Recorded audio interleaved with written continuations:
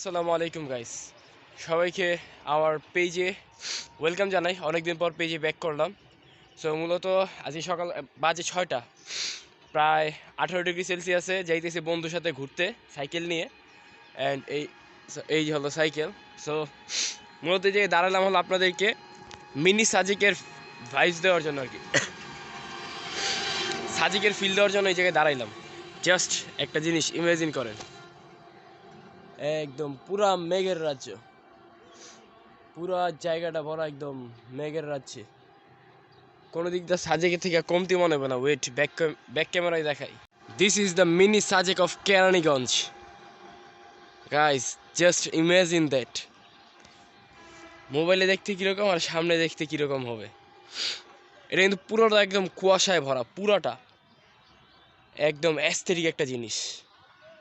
মানে আজ সকালে বের না হইলে আমি এগুলো তো দেখতেই পারতাম না ভাই, সেই লেভেলের। আলহামদুলিল্লাহ, এই হলো কোনা খোলার রাস্তা। এই শীতের ভিতরে আমি কেমনে যে বাইর হয়েছি এক আমি ভালো জানি, আর আল্লাহ জানে। পুরো একদম কুয়াশায়, একদম অন্ধকার। This is front side. এটা হলো কোনা খোলা টু কদমতলি। এটা হলো ব্যাক সাইড, ওটা হলো রোহিতপুরের সাইড। বাট সবচেয়ে বেশি কুয়াশা এই সাইডটাতেই ভাই। আমার আজ কাঁপায় লাগবে ভাই। আপনাদের সবার কাছে আমি দোয়া চাই। আমার যে অবস্থা, আল্লাহ বাঁচাক আমারে। আমার যে অবস্থা হইব আজকে, চোখ দিয়া টপ টপায় পানি পড়তেছে।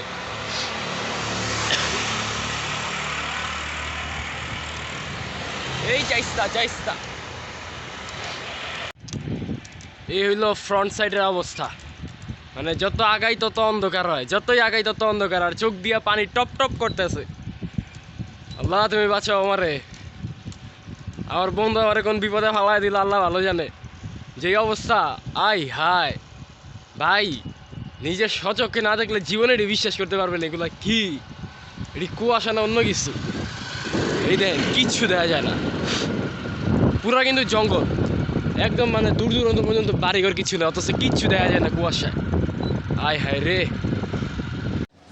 একটানা 44 মিনিট সাইকেল চালানোর পর এখন দেখতেছি বিচি মিচি সব লক হয়ে গেছে। এই জন্য একটু খাড়ায়া বিশ্রাম নিতেছি। সব কিছু ঠিকঠাক হোক, তারপর আবার যাব। আর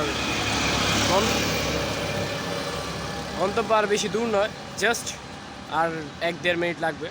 অ্যান্ড পাশেই 3টা বড় বড় বাইকের শোরুম আছে।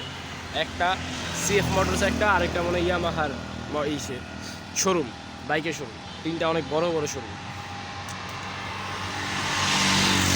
ইনশাআল্লাহ কোনো একদিন আসা হবে এই ধরনের বাইকের শোরুমগুলোতে, ইনশাআল্লাহ।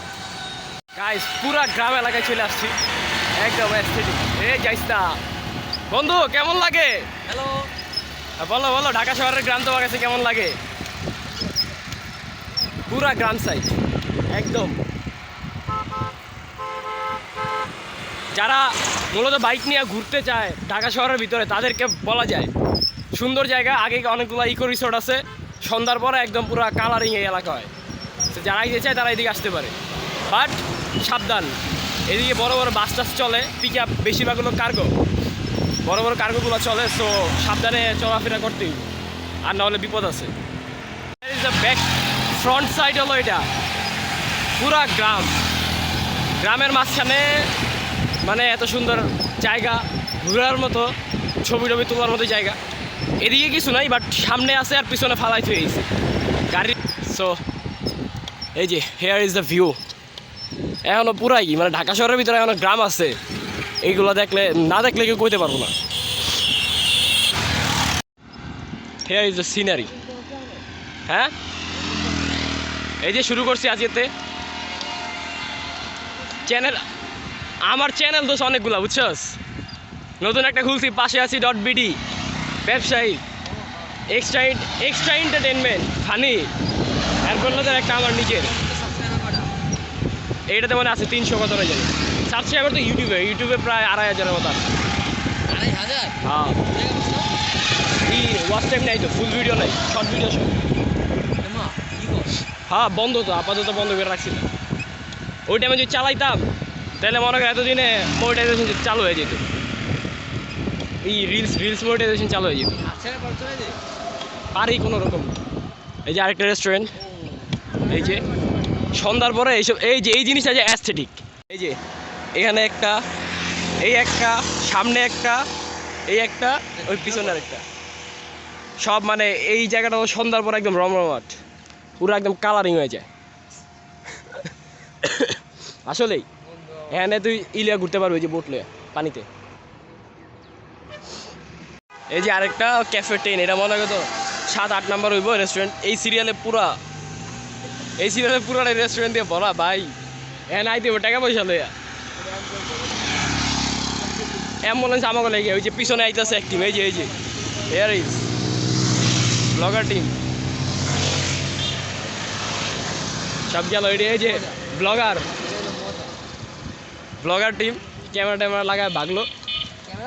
হ্যাঁ, S21 মোবাইল। সো এটা মনে হয় লাস্ট বা অবস্থা একদম খারাপ। সেই সকাল 6টা থেকে এখন বাজে কয়টা, প্রায় 8:30টার মতো বাজে, এখনও সাইকেলই চালাই। গন্তব্যের কোনো ঠিক নাই। মানে ওই যে একটা ডায়লগ ভাইরাল হয়েছে না, যে আওয়ারা বন্ধু বান্ধবের লগে ঘুরি, কই যায় কোনো ঠিক ঠিকানা নাইতে। ওই যে সামনের ওইটা হলো এই কাতারের, ওই কই যাইব ওই নিজেই জানে না। এখন পর্যন্ত মনে হয় 10-15 জনের জিজ্ঞাসে যে ক্ষেত খামার কোন জায়গায়, জায়গার নাম না, ক্ষেত খামার কোন জায়গায় ওইটা জিজ্ঞাসে মনে করেন 10-15 জনের। এখন তো এইদিকে তো সবই ক্ষেত খামার। Farzana general store. সো মানে লাইফের সবচেয়ে বড় ট্রিপ হলো এটা, সাইকেল দিয়া।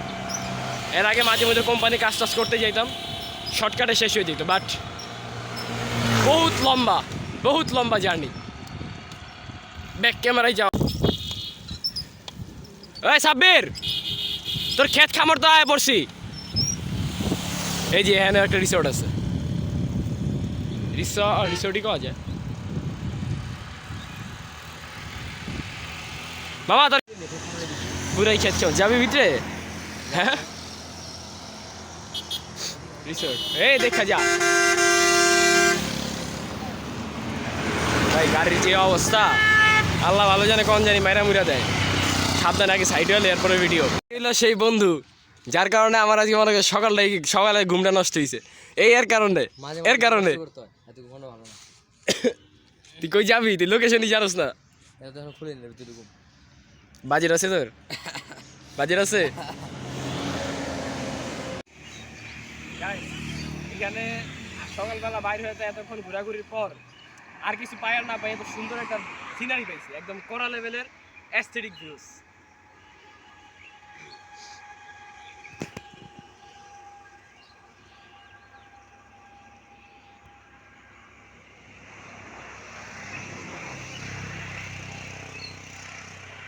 পুরা সকালের জার্নিটাই উশিল হয়ে গেছে এটা দিয়ে, আর কিছু লাগে না। এখন খেজুরের রস তুই খাবি, তুই ম্যানেজ করে লাইস। ফাইনালি দীর্ঘ 4 ঘন্টা সফরের পর অবশেষে নিজের এলাকায় এলাম, কিন্তু যেই কাজের জন্য গেছিলাম ওই কাজ হয় নাই। গেছিলাম মূলত খেজুরের রসের খোঁজে, বাট জায়গা ঠিক ছিল কিন্তু দূরত্ব অনেক বেশি, যার কারণে আর যাওয়া হইলো না। ইনশাল্লাহ নেক্সট ডে কোনো দিন গেলেও সাইকেলে না, অটো বা সিএনজি দিয়ে যেতে হবে, এছাড়া এটা অনেক দূরে। সো সাইকেল দিয়ে যাওয়া কভার করা যাবে না। বা আমি যদি আমার বাসা থেকে যাইতাম তাহলে দেখা গেছে কভার করতে পারতাম, বাট আমার আবার এখান থেকে যাইতে হলো 9 বাজার বন্ধুরে আনতে, এর জন্য প্যারা খাইতে গেছে। বাট এদিক থেকে গেলেও যদি এই জায়গা পর্যন্ত আসতো তাহলে দেখা গেছে যেমনি যাইতে পারতাম। সো আমি আমার এলাকায় বাসার সামনে চলে আসছি।